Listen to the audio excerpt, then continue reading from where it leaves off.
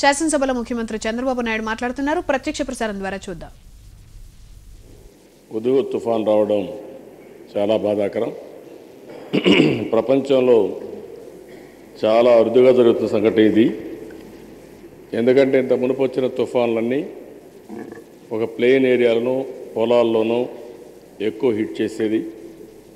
మన రాష్ట్రంలోనే కాకుండా దేశంలోనే కాకుండా ప్రపంచంలో కూడా మొట్టమొదటిసారి ఒక విశాఖపట్నం దగ్గర 25 లక్షల జనాభా ఉండే విశాఖపట్నం సిటీని తాకడం, మొత్తం జనజీవనం అంతా కూడా అతలాకుతలం అయిపోవడం, పూర్తిగా కరెంటు పోయింది, ట్రాఫిక్ ఎక్కడ కదిలే పరిస్థితి లేదు, సెల్ ఫోన్లు పనిచేసే పరిస్థితి లేదు, ఇంకో పక్కన ఎక్కడ కూడా రవాణా సౌకర్యాలు కూడా లేని పరిస్థితి దిశ. ఆ రోజు ముందుగానే కేంద్ర ప్రభుత్వం కూడా అన్ని జాగ్రత్తలు తీసుకున్నారు. మన రాష్ట్ర ప్రభుత్వంతో ఎప్పటికప్పుడు సమీక్షలు చేశారు. అదే మరిగా రాష్ట్ర ప్రభుత్వం కూడా ముందు జాగ్రత్తగా హెచ్చరికలు చేశాం. బలవంతంగా కూడా కొంతమందిని ఎవాక్యువేషన్ చేసి సురక్షిత ప్రాంతాలకి తీసుకొచ్చాం అధ్యక్ష. దానివల్ల నేనైతే చాలాసార్లు, ఒకసారి రెండుసార్లు కాదు, నిరంతరం పర్యవేక్షించాం. పర్యవేక్షణ వల్ల ఈ తుఫాన్ వచ్చిన సందర్భం కూడా నేను చూశాను అధ్యక్ష. టీవీ దగ్గర కూర్చొని అందరం మానిటర్ చేస్తున్నాం. సండే అయినా కూడా అందరం కూర్చున్నాం, అందరిని అప్రమత్తం చేశాం. ముందు రోజే కరెంటు కూడా ఆఫ్ చేశాం. ఎందుకంటే ఎలాంటి అవాంఛనీయ సంఘటనలు జరగకూడదని ముందు కరెంటు కూడా బంద్ చేశాం, ట్రాఫిక్ కూడా బంద్ చేశాం. అన్ని జాగ్రత్తలు తీసుకున్న తర్వాత దిశ ఆ రోజు సమీక్ష చేస్తూ ఉంటే సైక్లోన్ వార్నింగ్ సెంటర్ నుంచి ఇన్ఫర్మేషన్ తెప్పించుకోవడం, ఇంకా మనం ఏమేం చేయాలని చేయడం కోసం మేము ప్రయత్నం చేస్తున్నాం. అటు కేంద్రం కూడా ఆత్రంగా ఎప్పటికప్పుడు ఆతృతతో వాళ్ళు సమీక్ష చేస్తున్నారు. అయితే ఆల్ ఆఫ్ ఏ సడన్ మాకు వచ్చిన సమాచారం, అక్కడ సైక్లోన్ వార్నింగ్ సెంటర్లో కూడా కమ్యూనికేషన్ కట్ అయిపోయింది.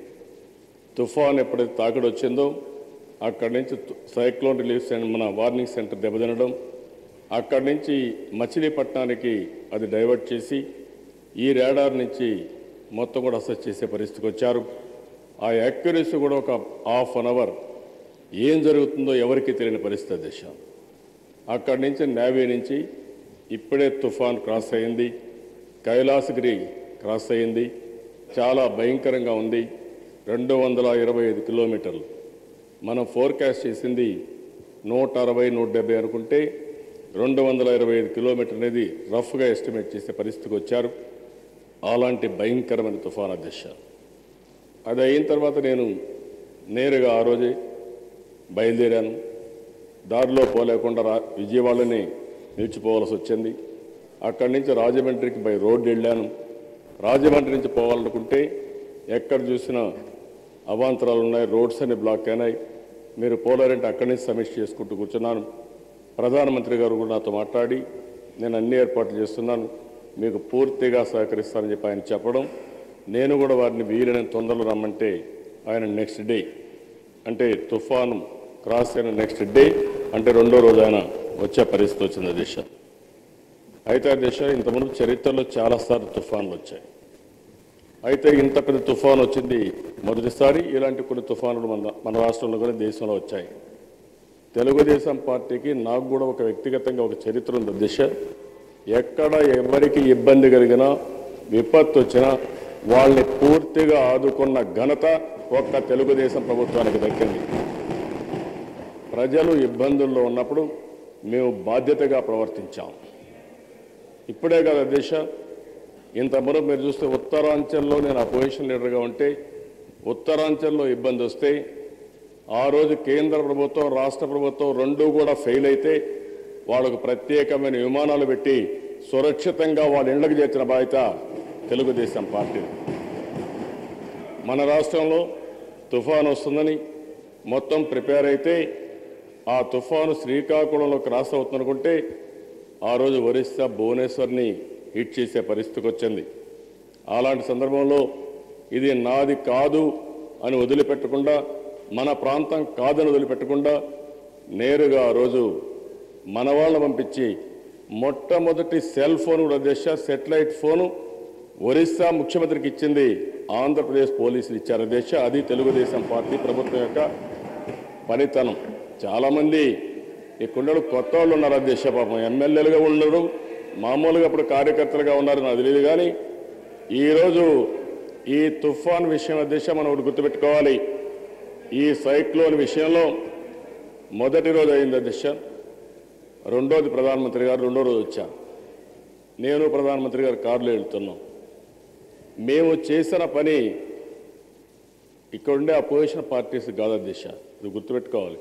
అక్కడ బాధల్లో ఉండాలని ప్రజలు ఎవరైతే ఉన్నారో వాళ్ళని ఆదుకోవడం కోసం మేము పనిచేస్తే, రెండో రోజు ప్రధానమంత్రి వస్తే స్వచ్ఛందంగా ప్రజలు రోడ్డు మీదకి వచ్చి మాకు స్వాగతం పలికారంటే అది మేము చేసిన పనికి తృప్తినిచ్చిందని చెప్పి కూడా నేను తెలియజేస్తాను అధ్యక్ష.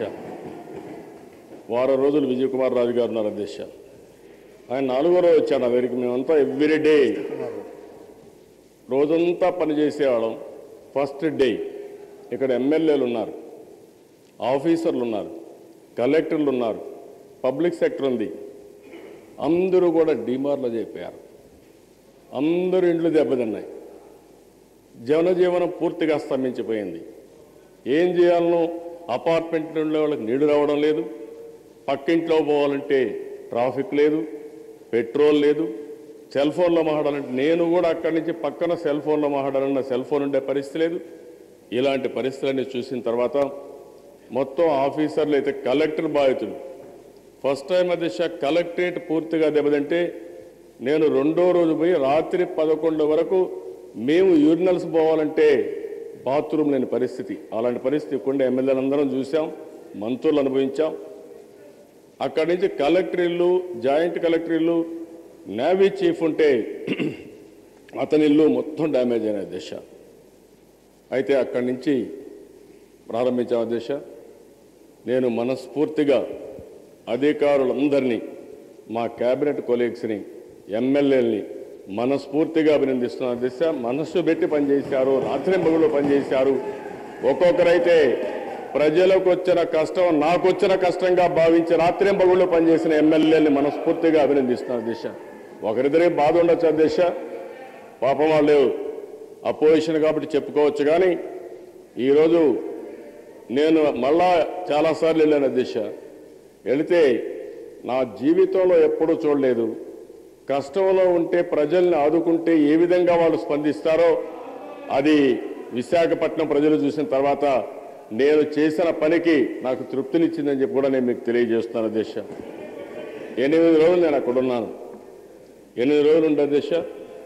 ఓసారి మా ఎమ్మెల్యేలు కూడా చూశారు, అధికారులు కూడా ఒకటే మాట చెప్పాను, పబ్లిక్ సెక్టర్కి చెప్పాను, సెంట్రల్ గవర్నమెంట్ వాళ్ళకి చెప్పాను, ప్రైవేట్ సెక్టర్ కూడా చెప్పాను. ఇప్పుడు మాత్రం ఎవ్వరికి ఎగ్జంప్షన్ లేదు. నార్మల్సీ వచ్చే వరకు నేను మాత్రం మిమ్మల్ని వదిలిపెట్టను. మీరు పని చేసి తీరాలి.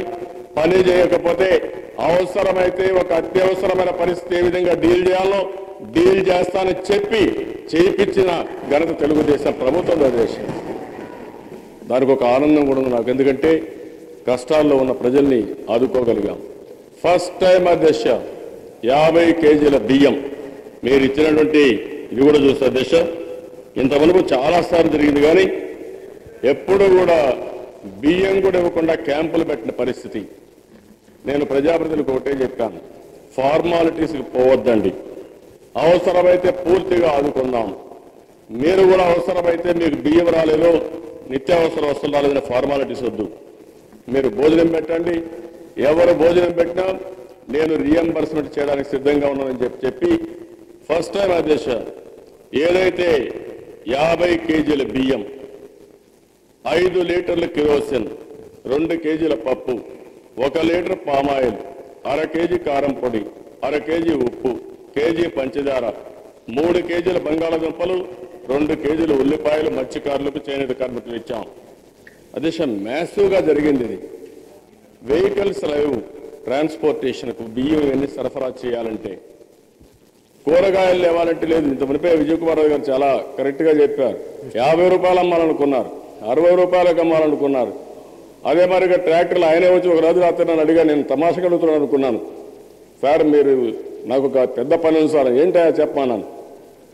అందరికీ బాగానే ఉంది సార్, కొంతమంది ట్రాక్టర్లు తెచ్చిపెట్టుకున్నారు, ట్యాంకర్లు తెచ్చిపెట్టుకున్నారు నీళ్లు దోలాలని, వాళ్ళు ఎక్కువ యూనివర్సిటీ పెట్టుబడి పెట్టారు. పెట్టుబడి పెట్టిన తర్వాత ఈరోజు వాళ్ళకి పని లేకుండా మేము ఏం చేయాలి, కాబట్టి ఏదో ఒక విధంగా సహాయం చేయాలి. మళ్ళీ ఇప్పుడు కూడా అడుగుతున్నాడు, వాళ్ళకి న్యాయం చేయాలని చెప్పి అడిగే పరిస్థితికి వచ్చారు విజయ్ కుమార్ రాజు గారు. రెండో ఉద్దేశం, కొంతమంది ఆలోచించారు, పెద్ద ఎత్తున కూరగాయలన్నీ ఉంటే ఇష్టానుసారంగా 50 రూపాయలు 60 రూపాయలకు అమ్ముకోవచ్చని, మిల్క్ లాంటివి కూడా లీటర్ 80 రూపాయలు 100 రూపాయలకు అమ్ముకోవచ్చని కళ్ళగన్నారు దిశ. ఆ రోజు రాష్ట్రంలో ఉండే కూరగాయలన్నీ ప్రొక్యూర్ చేశాం. దిశ హెలికాప్టర్ తెప్పించాం, రోడ్లో తెప్పించాం, నేను స్టాండర్డ్ రేటు పెట్టాను, క్యూల్లో పెట్టించాం. తర్వాత దిశ మీరు చూస్తే 2400 మెట్రిక్ టన్నులు ఒక్క పొటాటో వెస్ట్ బెంగాల్ నుంచి, దానికి కూడా చీఫ్ మినిస్టర్ గారికి నేను ఫోన్ చేసి మాకు పంపించమంటే ఆవిడ దగ్గర మనుషులు పెట్టి పంపించే పరిస్థితికి వచ్చారు.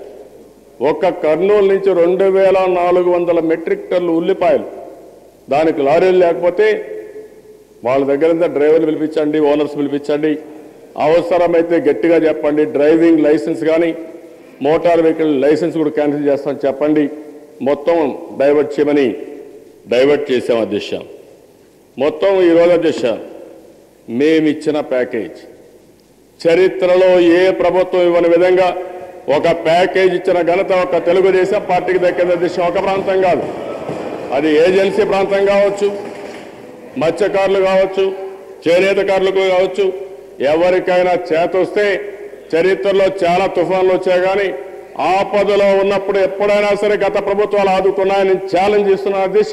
మీరుంటే సమాచారం ఉంటే ఒకసారి లైబ్రరీ చూసుకొని మళ్ళా నాకు చెప్పని కూడా అడుగుతున్నాను దిశ. అది అయిన తర్వాత దిశ రిలీఫ్ కూడా రైతులకు కానీ, తోపుడు బండ్లు పోయిన వాళ్ళకి కానీ, ఆటోలకు కానీ, ఇవన్నీ తీసుకొని నేను నిర్దిష్టమైన కార్యక్రమం మొత్తం నేను పాంప్లెట్స్ వేశాను. ఎక్కడికక్కడ ఫ్లెక్సీలు పెట్టమన్నాను, ప్రతి ఒక్కరికి ఇంత వస్తుంది, మీరు అడిగి తీసుకోండి. టీవీల్లో కానీ రేడియోలో కానీ లేకపోతే మీరు చూస్తే ఎక్కడికక్కడ పేపర్లో కానీ యాడ్స్ కూడా ఇచ్చాం. ఇచ్చి కడపట్టి వారికి ఉదాహరణకు ఆలోచిస్తే అధ్యక్ష, మత్స్యకారులకు చేనేత కార్మికులకు ఒక ప్యాకేజ్ ఇచ్చాం. మిగిలిన వాళ్ళు చిన్న పెద్ద తారతమ్యం లేకుండా అందరికీ కూడా 25 కేజీల బియ్యం ఇచ్చాం, ఒక ప్యాకేజ్ ఇచ్చాం. ఎక్కడైతే తుఫాను రాలేదో అక్కడ కూడా ఆ జిల్లాలో పనులు లేవని, కరెంటు లేదని 10 కేజీల బియ్యం ఇచ్చి వాళ్ళకు ఒక ప్యాకేజ్ ఇచ్చిన ఘనత ఒక తెలుగుదేశం ప్రభుత్వానికి దక్కింది అధ్యక్ష. మానవతా దృక్పథంతో యాక్ట్ చేశాం. ఒకరిద్దరు మీకు బాధపడితే మా ఎమ్మెల్యే చెప్పినట్టు మీ ద్వారా ఇవ్వలేదని బాధపడుతున్నారు, కానీ ప్రతి ఒక్క బాధితుడికి